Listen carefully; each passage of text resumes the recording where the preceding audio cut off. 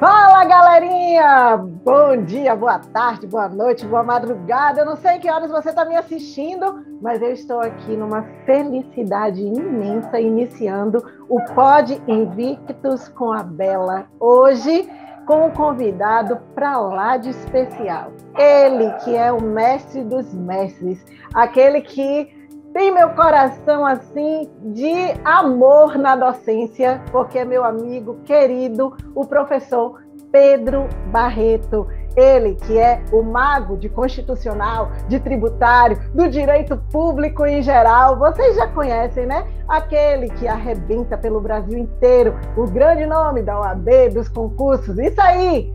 Que está comigo aqui agora para a gente poder falar hoje sobre um tema bastante interessante. Seja muito bem-vindo, PB, no nosso primeiro Pod Invictus. Para mim é um prazer imenso te receber aqui.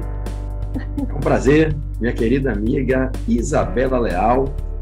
É um orgulho enorme poder participar desse projeto. Deixo aqui minha gratidão expressa a você, a toda a comunidade jurídica do Grupo Invictus e a todos os nossos alunos, seguidores, amigos, e peço que acompanhem com muito entusiasmo esse nosso podcast, porque com certeza vai ser muito produtivo, e registro mais uma vez minha alegria de estar com você, professora Isabela Leal, aquela que sempre faz um show fenomenal. Eu quase esperei você fazer a dancinha, viu? Porque sempre tem. Vocês sabem que a minha logo, né? O meu jargão meu nome é Isabela Leal, que descomplica o direito penal, o processo penal, a prática criminal, e você aprende, tem que ter a dancinha, de uma forma muito mais legal. Sensacional, sensacional. Nesse clima, nessa energia, a gente começa o nosso pod de hoje.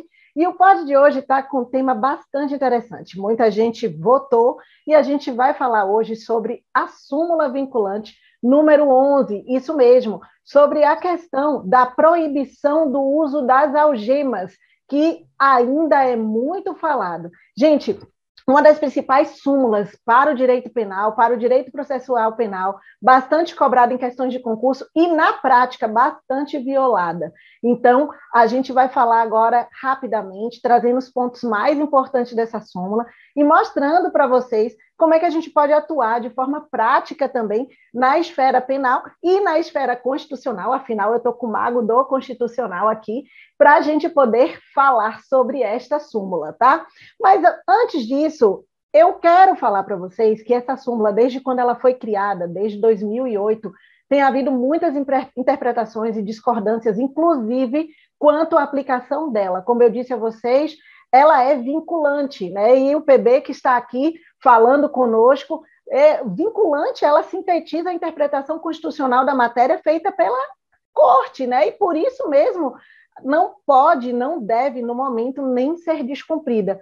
Mas não é bem assim que a coisa tem acontecido na prática, e é isso que a gente vai falar agora. Antes de começar e passar as minhas perguntas e esse bate-papo para a PB, vamos dizer o que é que a súmula traz, qual o teor da súmula. A súmula diz o seguinte: só é lícito, ou seja, só é legal, o uso de algemas em caso de resistência infundado, receio de fuga ou de perigo à integridade física, própria ou alheia, por parte do preso ou de terceiros, justificada a excepcionalidade por escrito, sob pena de responsabilidade disciplinar, civil e penal do agente ou da autoridade, e também sob pena de nulidade de prisão ou do ato processual a que se refere, sem prejuízo da responsabilidade civil do Estado. Ou seja, deixa eu explicar rapidamente.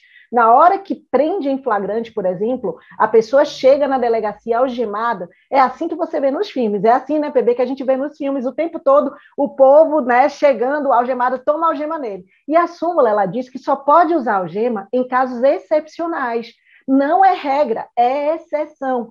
E os casos excepcionais são esses requisitos que são descritos nela, que é o quê? Se ele chegar, por exemplo, se uma pessoa chegar na delegacia algemada, ele precisa se enquadrar em um desses requisitos que versa a súmula, ou seja, ele tem que correr perigo de fugir ou tentar reagir para garantir a segurança dele próprio ou garantir a segurança dos outros, porque ele está resistindo à prisão, aí sim pode algemar a pessoa. Mas a gente tem que ter cuidado, porque essa excepcionalidade ela tem que ser justificada por escrito. Por quê? Porque se aparecer uma situação para você que o cara foi algemado fora desses requisitos e mesmo dentro dele, mas não justificou por escrito, o que que acontece? Vamos ter que relaxar a prisão. Por quê? Porque o flagrante ele vai acabar se tornando ilegal. E agora você vai relaxar a prisão fundamentando nessa súmula número 11 do STF. Então, agora que eu já falei, por quê? Porque ela é expressa sob pena de nulidade do ato, ou seja, a prisão tem que ser declarada nula se isso acontecer. Agora que eu já trouxe esse apanhado geral, eu quero perguntar, vamos agora usar e abusar do PB que está aqui, que é importante para a gente, né, saber qual o posicionamento dele como constitucionalista. PB, o que, que você acha da proibição do uso de algemas fixada pela súmula vinculante número 11 aí na sua esfera constitucional, voltando para o direito público mesmo, o olhar do direito público? Me diz aí. Bela, vou te chamar de Bela pela nossa amizade e intimidade, vou dispensar as formalidades do professor Isabela e vou te chamar de Bela, Belinha, e com essa informalidade a gente começa esse bate-papo. Bom, essa súmula, sob um viés constitucional, entrelaçado com o arcabouço normativo da tutela dos direitos humanos, ela surge dentro de uma perspectiva de que você não deve, na prática de atos restritivos de liberdades, agir de forma desproporcional, agir sem estar antenado com o princípio da razoabilidade e prejudicando a integridade de determinados direitos fundamentais, quando essa integridade pode ser preservada e não precisa ser vilipendiada quando você quer alcançar o fim colimado. É dizer, será que é necessário, para conduzir um acusado, conduzir até mesmo um criminoso que possa estar eventualmente sendo preso ali diante de um flagrante delito, será que é necessário constrangê-lo fisicamente, impondo a ele que se submeta ao uso de algemas nos seus punhos para cumprir a finalidade do ato, que é o de levá-lo a uma prisão, a uma repartição policial, se for o caso, evidentemente, a uma delegacia, né? Como a gente costuma dizer na Bahia, levar para o módulo, né? Vou botar vocês ajoelhados no módulo, né? Será que eu preciso, para conseguir alcançar com efetividade a finalidade buscada com esse ato da administração, esse ato de agentes do Estado penal, será que eu preciso algemar esse ser humano, constrangendo-o fisicamente, mas não só fisicamente, psiquicamente, moralmente, sob um viés, Bela, interpretativo, à luz dos direitos humanos e do direito constitucional? O que surge em voga para a gente debater, quando a gente analisa o teor dessa súmula será que pegar supostamente um criminoso, ou até mesmo diante de uma flagrante percepção, um criminoso, né, e algemá-lo, é necessário para conseguir conduzi-lo? Porque a finalidade do ato de condução tem que ser alcançada. Será que eu preciso realmente algemá-lo? Será que há um fundado receio de fuga ao mantê-lo solto? Será que um moleque de 19, 20 anos, magricelinho, com 6 policiais cheios de arma na mão, com todos os meios para conter qualquer tentativa de fuga, será que eles precisam algemar esse frangote magricelinho de 19, 18 anos de idade para conduzi-lo ao recinto em que se pretende encaminhá-lo? Será que deixar esse molequinho ali solto, no meio de 5, 6 policiais fortemente armados, coloca realmente em risco, em perigo, a integridade física de terceiros, dos policiais ou do próprio, não é, rapaz, moça, que está ali sendo conduzido? Né? Então, à luz do direito constitucional, o que entra em voga são alguns pilares, como o princípio da proporcionalidade, o princípio da razoabilidade, que são elementos de controle da validade, eu diria, dos atos do poder público, da administração pública lá por si, isso que inclui o viés do Estado penal, dos agentes da administração penal, do Estado penal, né, desde delegados, agentes de polícia, um secretário de segurança. Então, será que esses atos, para alcançarem o fim necessário, precisam passar por esse fato de uso de algemas? O uso de algema não revelar-se-ia como uma medida desproporcional e desarrazoada, quando, de fato, não é necessário para garantir a eficácia do fim pretendido? Indo além, será que algemar uma pessoa que, numa situação de vulnerabilidade, não coloca em risco a integridade de quem quer que seja, dos terceiros, dos agentes policiais que conduzem o ato e a própria integridade física? Será que algemar alguém que não está ali sinalizando um surto psicótico, vai tentar se matar, se estiver com as mãos soltas, vai tentar rasgar o próprio rosto, vai tentar pegar um objeto e se furar, a tentar pegar uma pedra no surto psicótico? Ou seja, às vezes, Bela, isso pode acontecer, é verdade, mas não é o comum. O comum é você pegar uma pessoa que foi presa, ela se rende, ela se curva, ela está totalmente vulnerável, ela não é uma ameaça naquele momento em que ela está ali, né, capturada por uma equipe policial. Então, me parece que você tem aí não somente em jogo os princípios constitucionais da razoabilidade e proporcionalidade como instrumentos de controle da validade do ato, da análise da sua compatibilidade com o arcabouço normativo constitucional, mas está em jogo uma tutela da intimidade, uma tutela da integridade psíquica, mental desse ser humano que, apesar de, eventualmente, de fato, poder ser sim um criminoso, não é porque ele se torna criminoso que ele é desnudado da tutela protetiva da integridade dos direitos humanos. Você, como advogada criminalista, bem sabe disso. Eu, como professor de cunho constitucionalista, jamais posso me desviar dessa percepção que, independentemente de um ser humano eventualmente ter praticado um crime, ele tem o direito de avocar para si todo o sistema protetivo dos direitos humanos.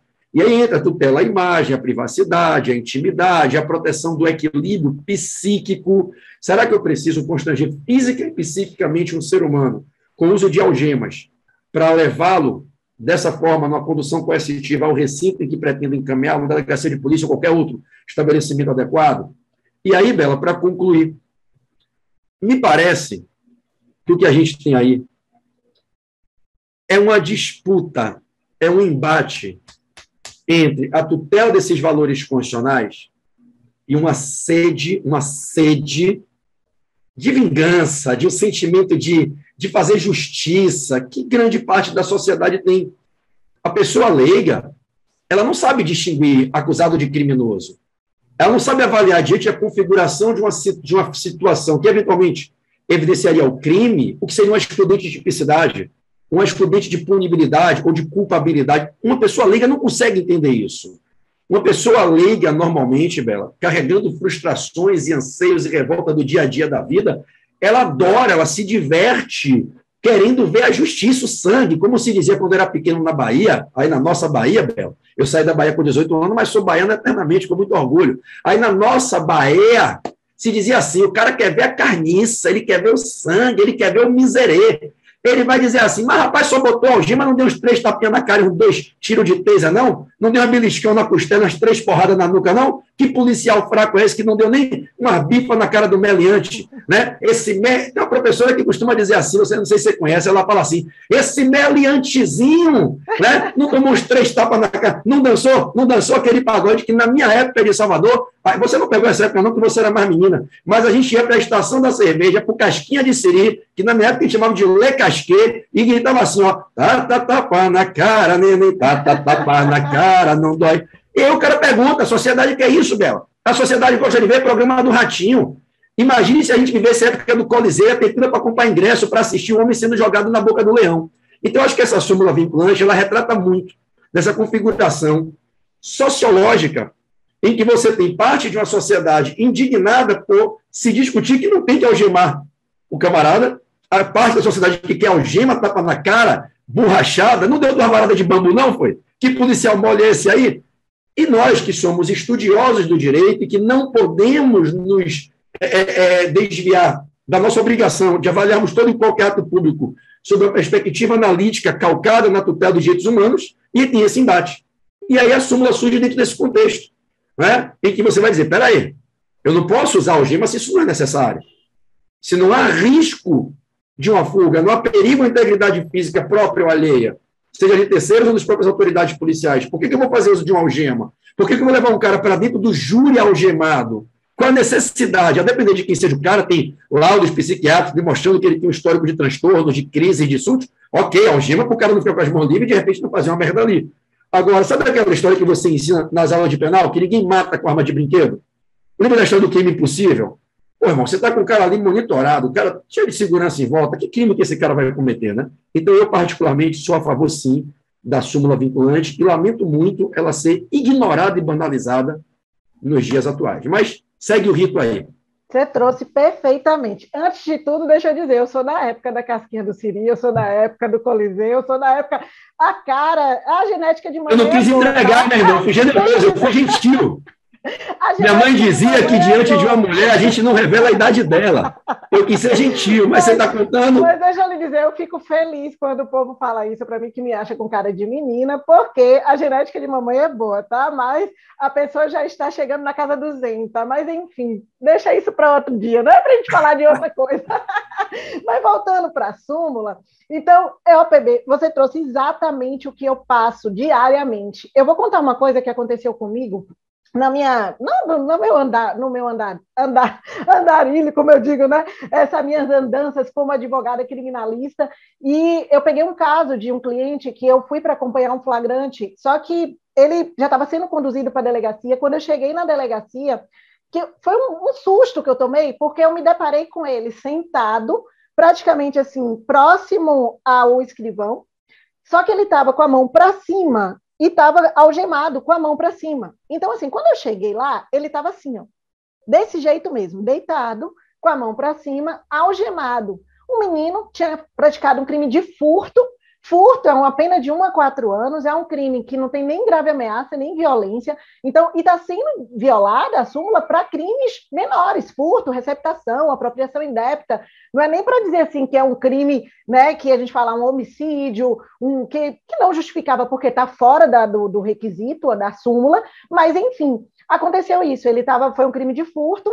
Fui para lá. Quando eu cheguei lá, a primeira coisa que eu fiz foi o quê? Peraí, antes de falar com qualquer pessoa, eu tirei a foto. Obviamente, tirei as fotos e os vídeos, porque aí está a estratégia do advogado criminalista, saber fazer a coisa acontecer. Depois que eu tive a prova do que eu vi, do que estava acontecendo, fui até lá, conversei com a delegada e disse, peraí, o que está acontecendo aqui? Por que ele está desse jeito? Ah, porque os policiais disseram que ele poderia fugir. Tá, mas houve resistência? Não.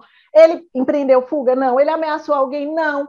E por que não justifica a súmula vinculante número 11 do STF? E aí vocês podem estar até me perguntando o que é que eu poderia fazer aqui. Na hora, exatamente, prisão flagrante e ilegal. Então, na mesma hora, juntei aquelas fotografias, aquele vídeo e já saí com o meu meliantezinho, como eu chamo, né, o apelido carinhoso que eu brinco com os meus meliantes, já saí com ele ali já comigo. Por quê? Já com a prisão relaxada. Porque na mesma hora eu já entrei já com pedido de relaxamento de prisão, já demonstrei a violação à súmula vinculante número 11 e assim a gente foi. Então, a prática é totalmente desrespeitado. E o que PB falou para a gente, eu sempre falo PB, porque também é o apelido carinhoso que a gente tem pela nossa amizade, né? Eu não fico falando Pedro Barreto, então eu falo PB, né? Então, por isso. Mas, enfim, o que ele falou com a gente aqui, dos princípios mesmo, da proporcionalidade, são vários princípios, inclusive, foi o motivo que fez com que o STF, né, pensasse para o surgimento dessa súmula vinculante. Essa súmula, para quem não sabe, foi em 2008 que ela surgiu, meado de 2008. Na época, tinha sido deflagrada uma operação chamada Operação Satyagraha, que era uma operação policial da Polícia Federal, que foi uma operação que muitos aqui, quem são mais antigos, já vai lembrar que houve, na verdade, essa operação ela inaugurou uma nova era no cenário jurídico e político do Brasil. Porque foi o quê? Foi a primeira grande operação policial com um grande número de prisões de pessoas importantes. Foram pessoas importantes tanto na conjuntura política, econômica da época, como na política, na questão social. E as prisões elas foram todas noticiadas, era direto, exaustivamente, com cenas de presos sendo levados algemados. Então, essas pessoas saíam, passavam na TV, tudo algemado. E naquela época isso era novidade, causou um escândalo nacional. Então, no sistema penal, eu sempre brinco, PB, que eu digo assim, existe um tipo de efeito cascata. É preciso doer em alguém importante, alguém no topo da pirâmide social, para que o efeito chegue algum tempo depois àqueles que estão lá na base da pirâmide, né? A gente vê muito isso. E exemplos práticos desse efeito a gente pode ver cotidianamente, até com essa violação que a gente está tendo da súmula. E aí a preocupação da súmula surgiu, do tema mesmo, principalmente em razão da manutenção do réu algemado durante sessão de julgamento pelo Tribunal do Júri, como o PB trouxe para a gente aqui, que evidentemente poderia acabar influenciando os jurados na decisão deles. E aí foi outro ponto crucial em que o STF decidiu editar essa súmula. Para quem não sabe, com base no julgamento do habeas corpus, que foi o HC 91952, onde o plenário, né, lá do júri anulou a condenação de um pedreiro, que foi o pedreiro Antônio Sérgio, lá em São Paulo, no Tribunal do Júri de Laranjal Paulista, onde ele condenava, ele estava, na verdade, sendo pronunciado, ele foi pronunciado pelo crime de homicídio triplamente qualificado, e o argumento de que a manutenção do réu algemado perante os jurados durante todo o seu julgamento, né, foi um dos argumentos que o STF entendeu para poder trazer a súmula, porque nesse julgamento dele, apesar de ter sido um crime, um homicídio qualificado, que ele estava ali, né, triplamente, na verdade, como o povo fala triplamente, mas é qualificado com 3 qualificadoras, eu sou chata para poder falar em triplamente e duplamente, mas isso já é tema para outra situação.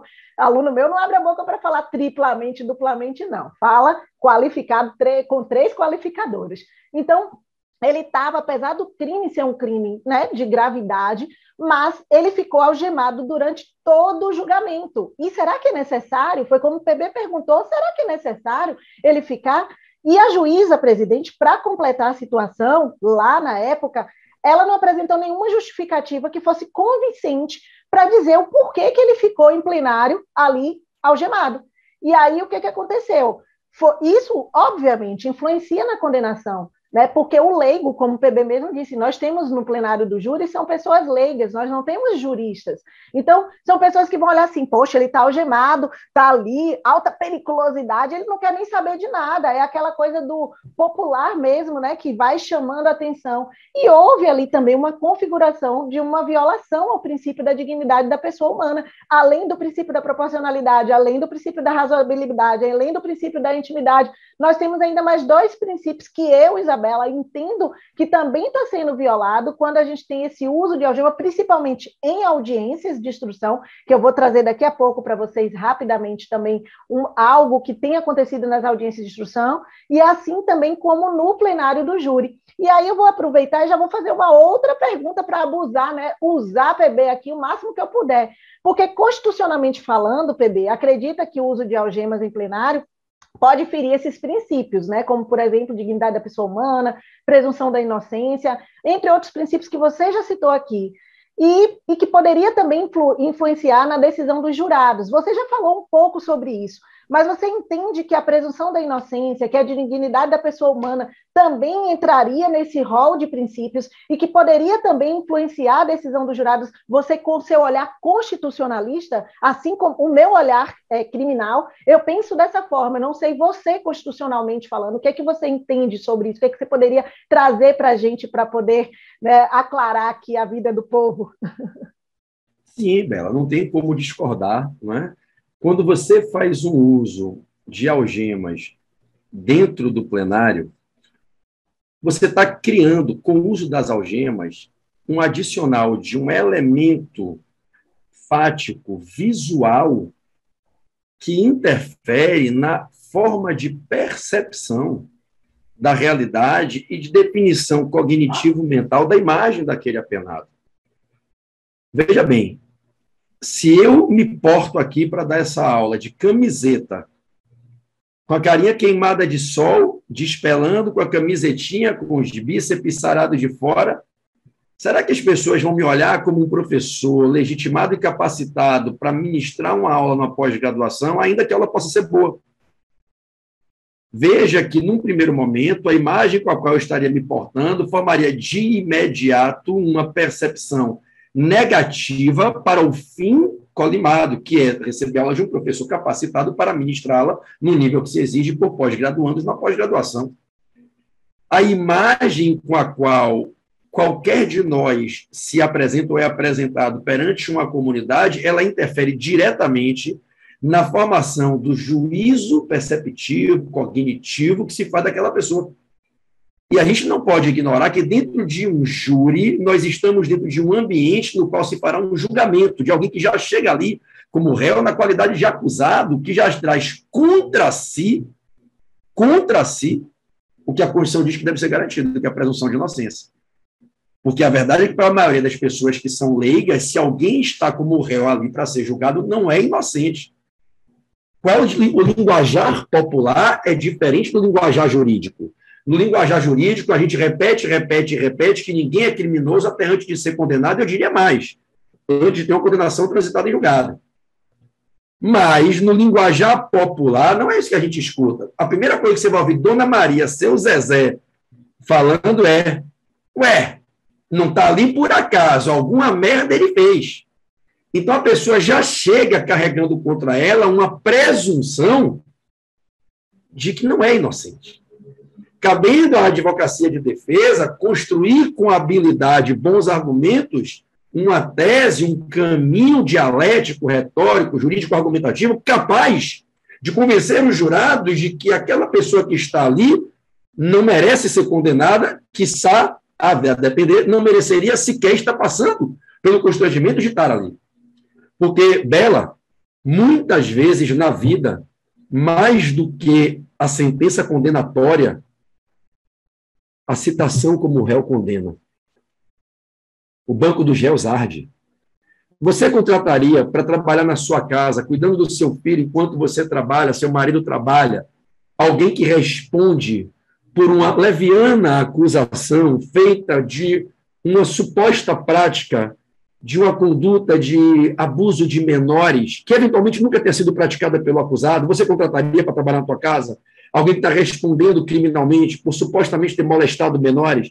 Você não contrataria, porque você automaticamente, pelo mero fato de vê-la no banco do réus, você já condenou e não deu direito ao contraditório ao recurso. Você disse, não contrato. Então, quando você leva para dentro de um júri alguém, esse alguém já chega carregando contra si uma possibilidade de certeza, uma possibilidade de certeza de ter atentado contra a vida de outrem. Então, você já leva alguém numa situação dessa, de vulnerabilidade, essa é a verdade. E aí você ainda vai algemar. Se você vê alguém que está algemado e você sabe que tem uma súmula vinculante, que o jurado não é tão ignorante ao ponto de não saber que existe a súmula. Se ele está ali, ele tem um mínimo de capacitação para estar ali.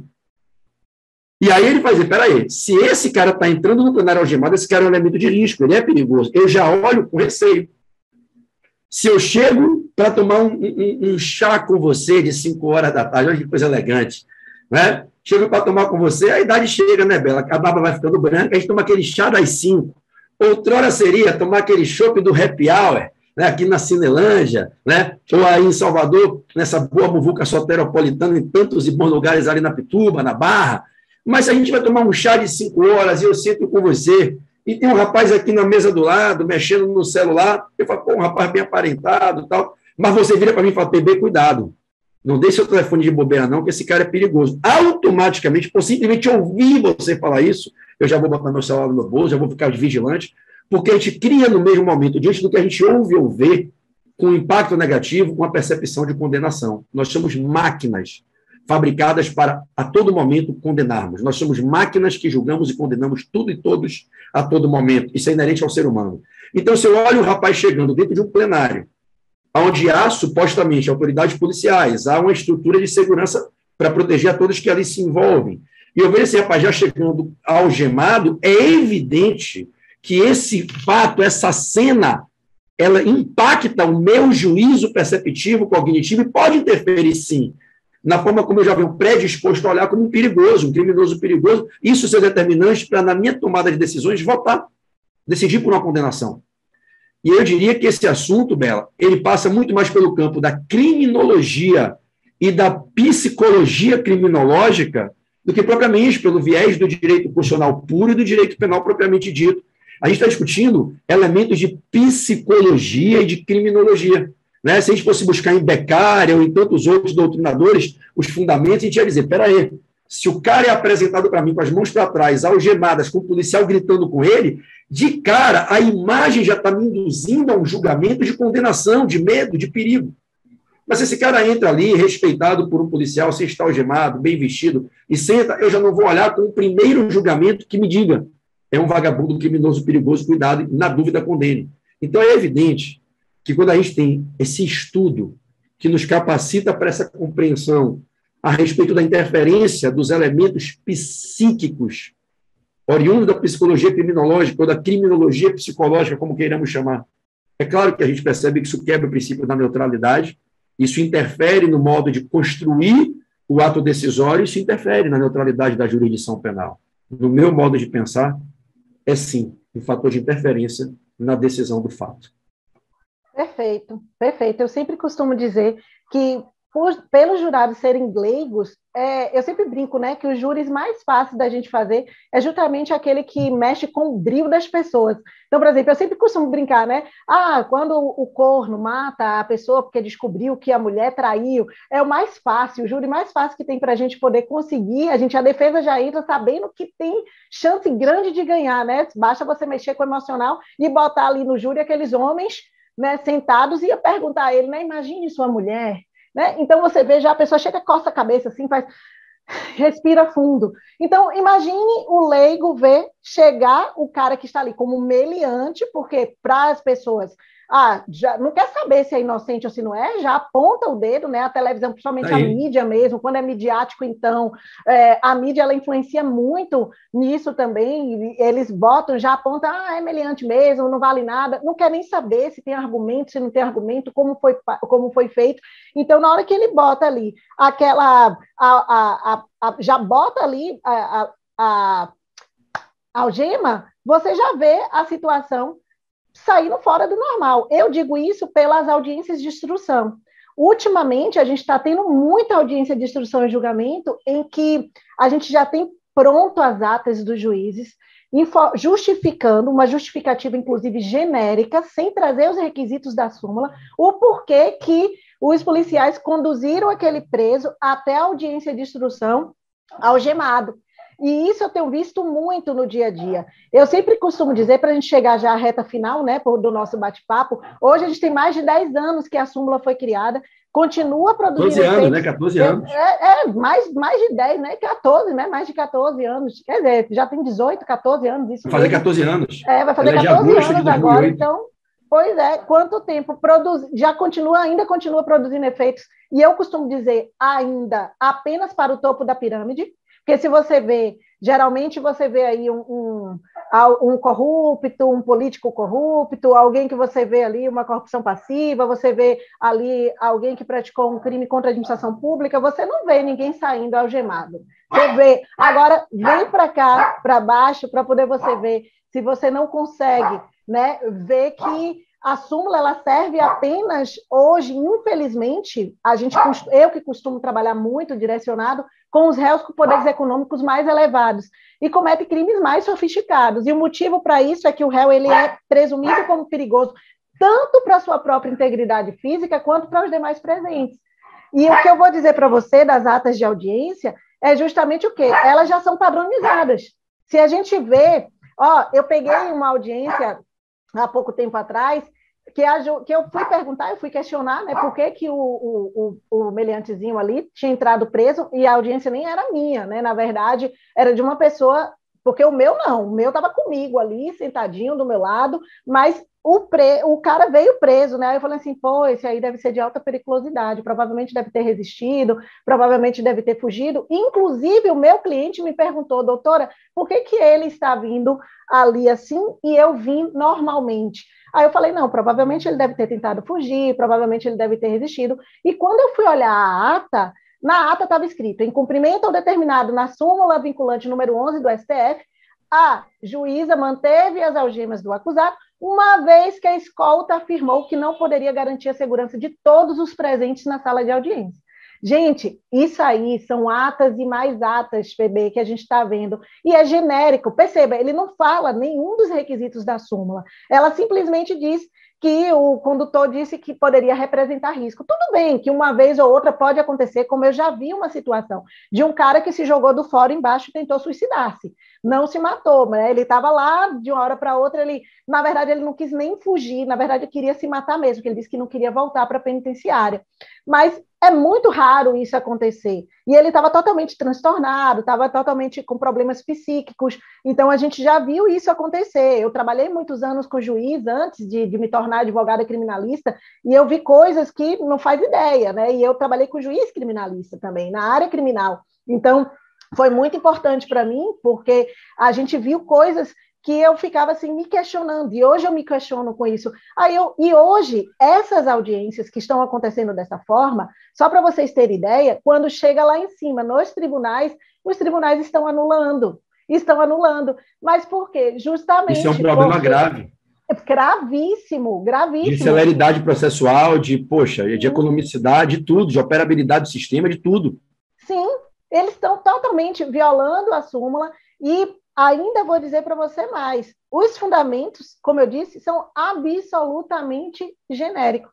Então, e isso, como eu disse, eu vou ressaltar o que eu falei antes, isso ocorre em casos de crimes menos graves, como receptação, como furto. Muitas vezes o réu ainda é tecnicamente primário, com bons antecedentes, não tem nenhum relato de passado violento, e eles vêm ali algemado. Né? Então, a súmula ela é transformada em um instrumento de discriminação dos presos, eu costumo dizer isso. Aqueles que cometem crimes de colarinho branco não são tidos como perigosos, já aqueles que cometem pequenos delitos são uma grave ameaça à segurança de todos. Então, assim, a gente tem que analisar, né, para ver, de fato, o que é que está acontecendo em relação a uma violação de uma súmula que é vinculante, que é o pior, que é vinculante, que deve ser respeitada. E só para poder vocês entenderem, assim, para a gente poder fechar, acaba sendo necessário mesmo quando os tribunais, eu peguei um caso agora que o tribunal, a gente entrou, né, com pedido, e em preliminar a gente alegou exatamente o uso da súmula na audiência de instrução, e na audiência de instrução no tribunal, o tribunal anulou.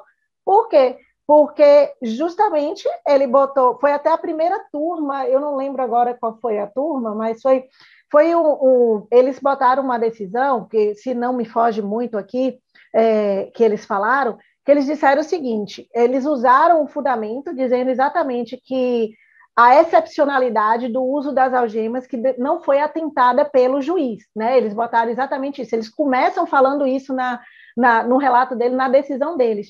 E aí ele fala, né, a resistência ao receio de fuga não houve perigo à integridade física e que a juíza apenas fundamentou o uso das algemas em razões genéricas. E aí concluiu a inobservância do que estava contido na súmula vinculante número 11, que era excepcional, é bem importante de deixar isso, e ele botou bem claro, né, quando era o uso da algema e declarou a nulidade do processo inteiro.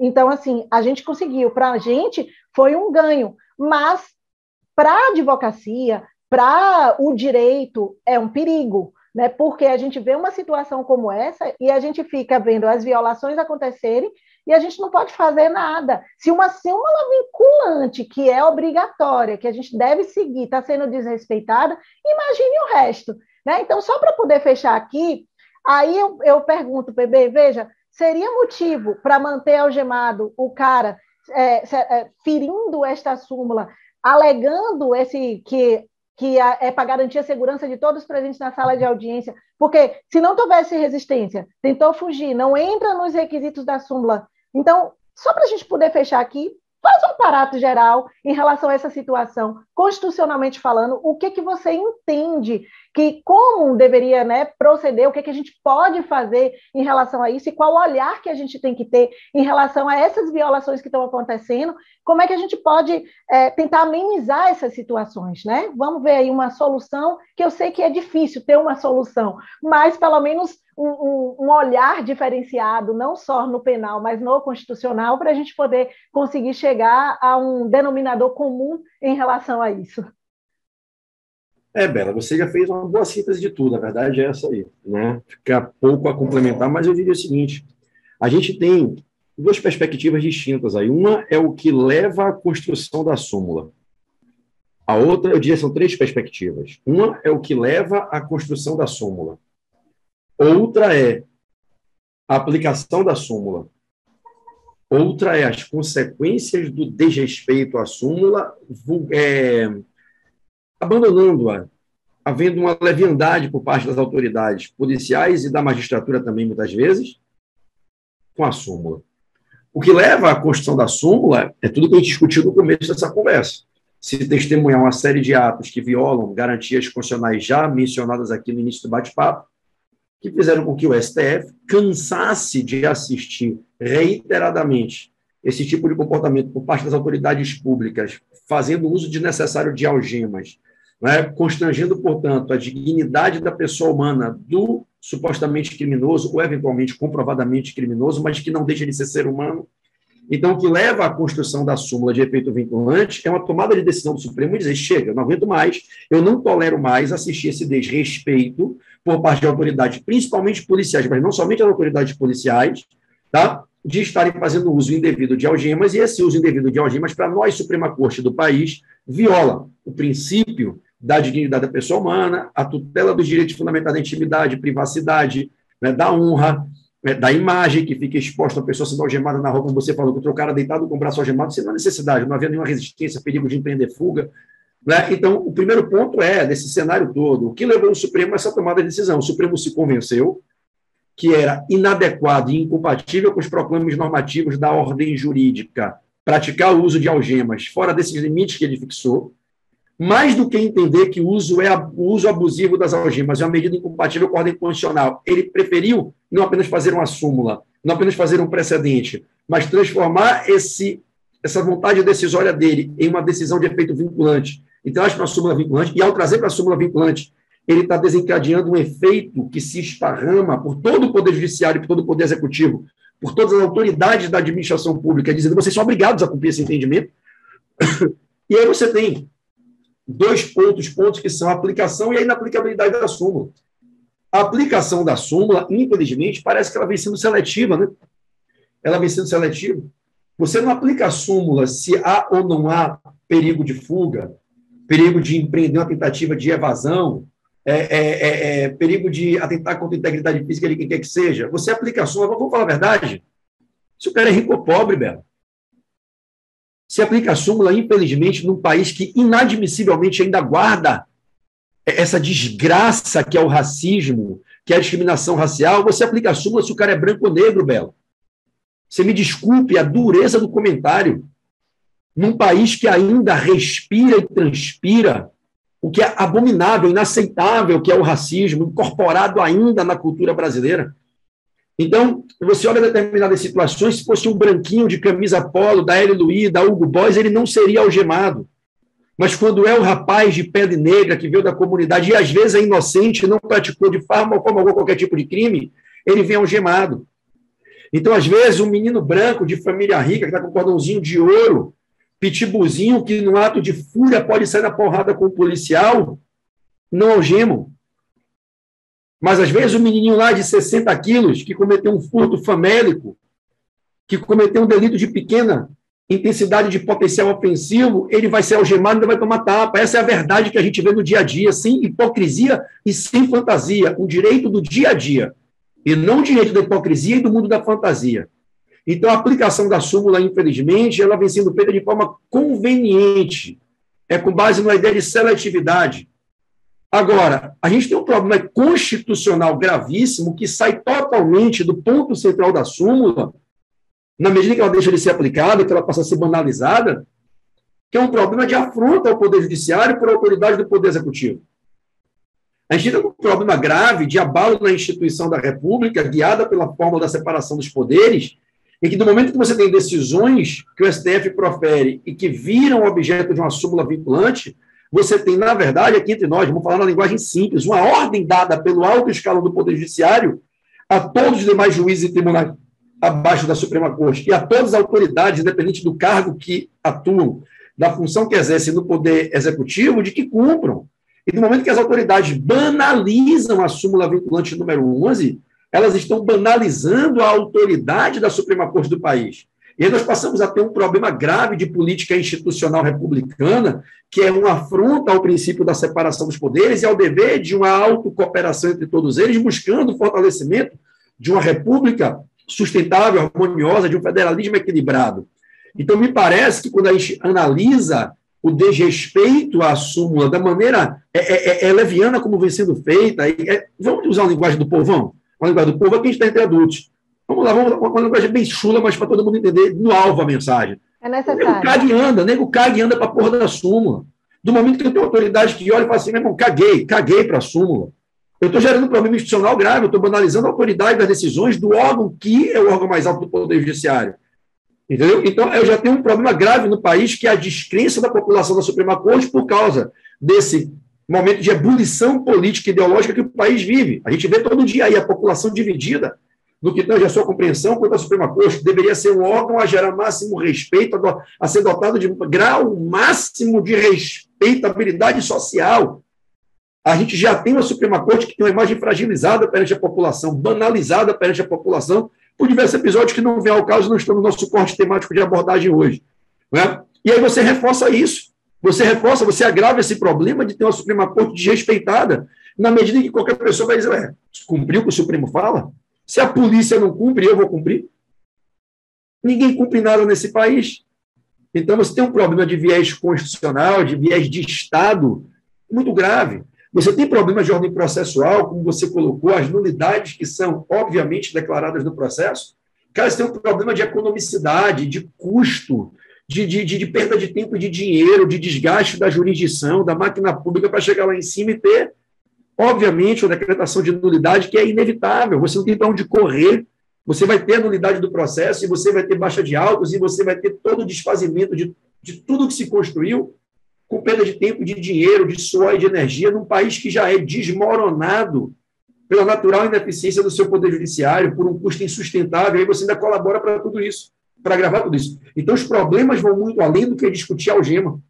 A gente está discutindo o uso de algema porque esse é a questão central, é o epicentro aqui do nosso debate. Mas quando a gente abre essa conversa para um viés mais amplo, você passa a ter outros problemas de política de Estado, de política de harmonização entre os poderes, de celeridade processual, de preservação da máquina pública. Então, o buraco é bem mais embaixo, né? Mas eu acho que para o tempo que a gente tinha, está estourado, né? Eu acho que deu para a gente fazer um bom bate-papo. Eu acredito que a galera vai ficar motivada a pesquisar mais sobre o assunto, porque com certeza a gente não esgotou e nem passou perto disso e nem teve essa pretensão. Mas acho que deu para provocar, instigar essa comunidade jurídico-acadêmica que aqui conosco partilha desses momentos do podcast e que certamente estará estudando aqui na pós-graduação da Invictus, a querer mais e mais e mais e mais beber dessa fonte e aprofundar os estudos sobre o tema. Foi muito bom.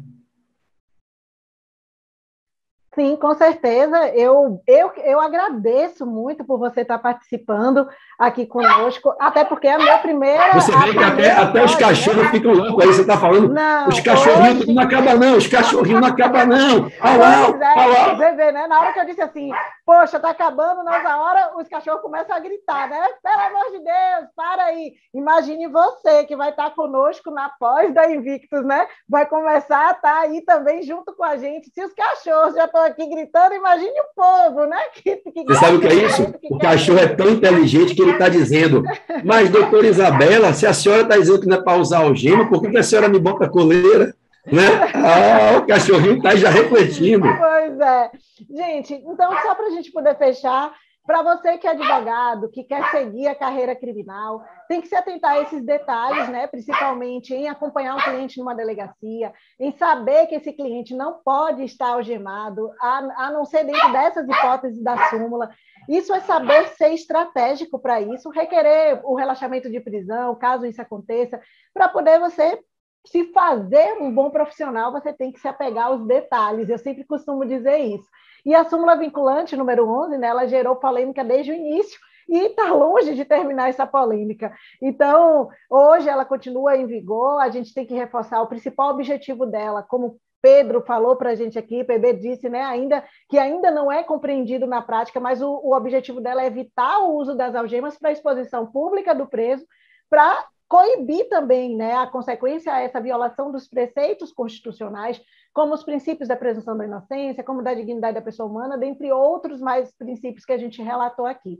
E, lamentavelmente, eu quero terminar minha fala dizendo o seguinte: outra vez, né, eu sempre digo isso porque a gente está vendo o tempo inteiro acontecer, a exceção se tornando regra, infelizmente. Mas é isso. Antes de fazer o fechamento com o professor Pedro, né, que é aquele motivacional forte que ele faz para dar uma palavrinha para fechar com a gente com chave de ouro, eu quero convidá-los a participar, a se inscrever nas próximas turmas que serão abertas breve, né? Já estamos em andamento aí com as inscrições da pós-graduação da Invictus, que está com corpo docente de peso, o melhor corpo docente da Bahia, a melhor pós-presencial que a gente tem aqui, né? Eu posso dizer para vocês aí firme, porque é 100% presencial, são turmas presenciais em toda a Bahia, entre elas Salvador, que está com a turma já engatilhada para o início, então corre para poder se inscrever. Serrinha, Alagoinhas, Jacobina, é Bahia, meu irmão. Então, após ela ter uma duração de 1 ano e meio, aulas um sábado por mês, então eu tenho certeza que você não vai querer perder essa oportunidade. Você não pode ficar de fora dessa e nós vamos estar aí de braços abertos te aguardando. Passando isso, eu quero agradecer ao Pedro. Muito obrigada, PB, por participar desse primeiro pod da Invictus, que eu tenho certeza, né, que não podia ser outro nome para poder iniciar esse pod comigo. Meu primeiro convidado tinha que ser você, e eu agradeço muito por você ter aceitado, por você estar aqui comigo, e sempre brilhante, maravilhoso como sempre, né, a gente fazer juntos essa parceria que tem dado super certo, e eu fico muito feliz. E agora, para finalizar, eu quero te passar a palavra final, para que você possa fechar, trazendo uma palavra de força, de coragem, para todos que estão nos escutando agora. Está com você.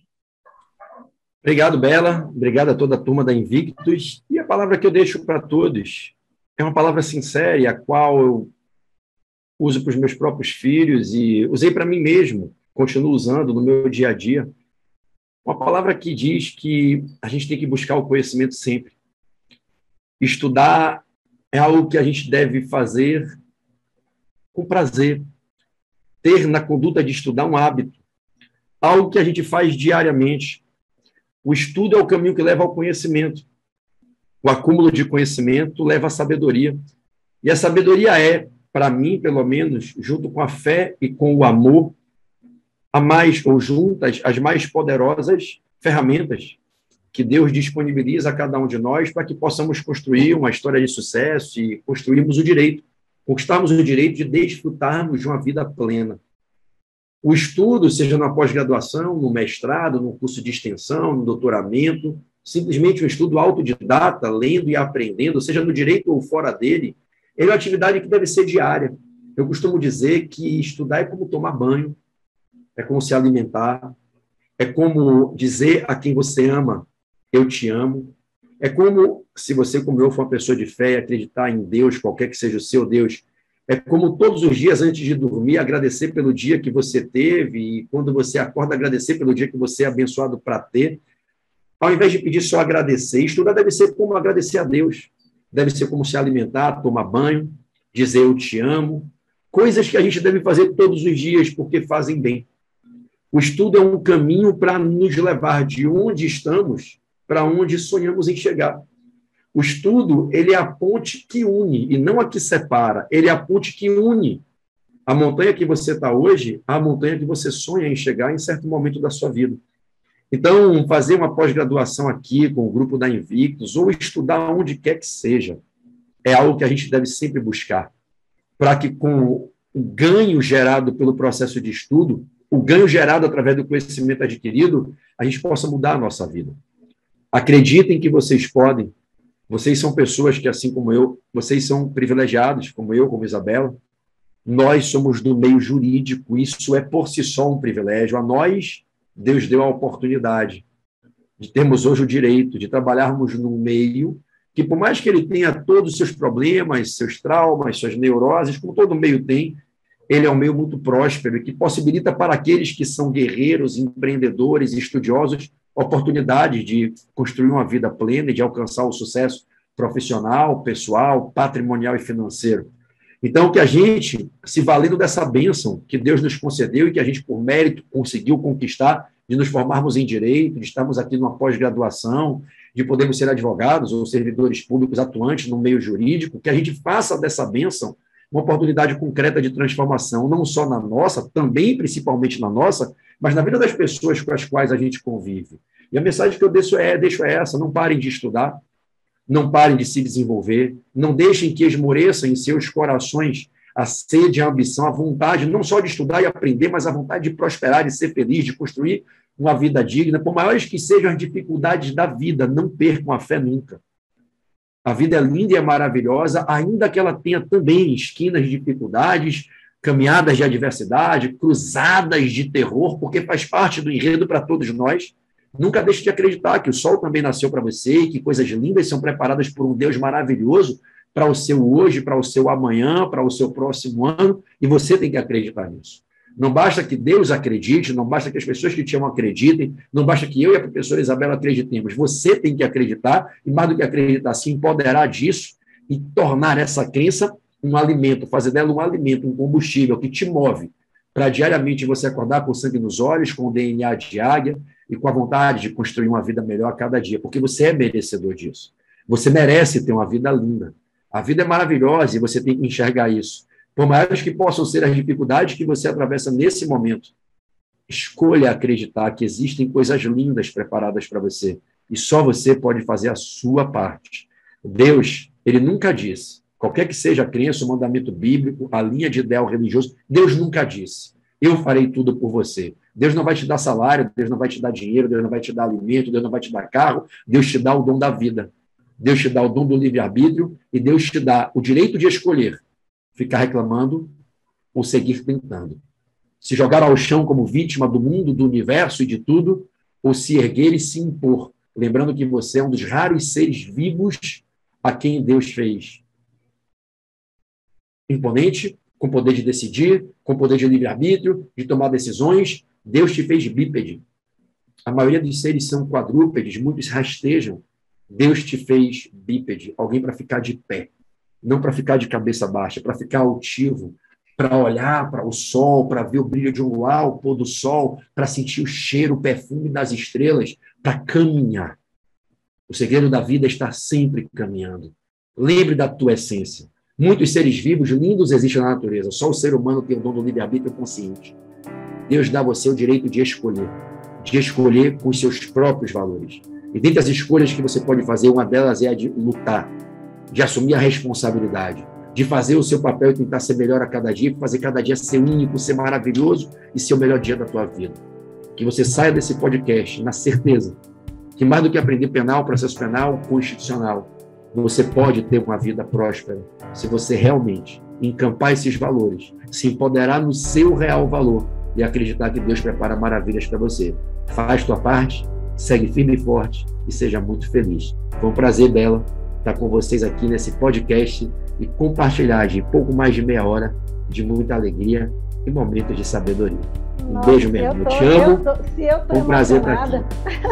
Eu estou emocionada, imagine quem está ouvindo aqui. Você sempre com a palavra certa, na hora certa, no momento certo. Muito obrigada, eu que agradeço de coração. Estamos juntos sempre, né? De mãos dadas aí, desde 2015, né? Juntinhos aí, fé em Deus. E vamos seguindo nessa luta. Eu acho que desde aquele 2008, 2009. Na verdade, desde lá, né? Quando eu conheci aquela menininha de coque no cabelo, com lápis boguento lá, copiando peça para a prova da OAB, desde lá. Né? Quis o destino um pouco mais na frente. O PB foi meu professor e hoje a gente trabalha juntos. Né? Então, para mim é um prazer imenso estar com ele. Aí vocês imaginem, se Isabela falou que não é tão nova e agora ela falou que eu fui professor dela, você casa esses elementos fáticos e você tem a prova feita, que eu já sou quase um ancião. Foi um prazer, Bela, estar com você aqui, tá? Prazer foi meu, gente. E olha, só para fechar, vocês sabem que eu sempre fecho com a minha frase, né? Que é a frase, eu quero, eu posso, eu consigo. Essa é a frase que eu uso na minha vida, todo dia de manhã, quando acordo, todo dia de noite, quando eu vou dormir. Eu sempre bato no peito, olho no espelho, mentalizo aquilo que eu tanto quero e digo, eu quero, eu posso, eu consigo. E é com essa frase que eu quero finalizar o nosso podcast de hoje.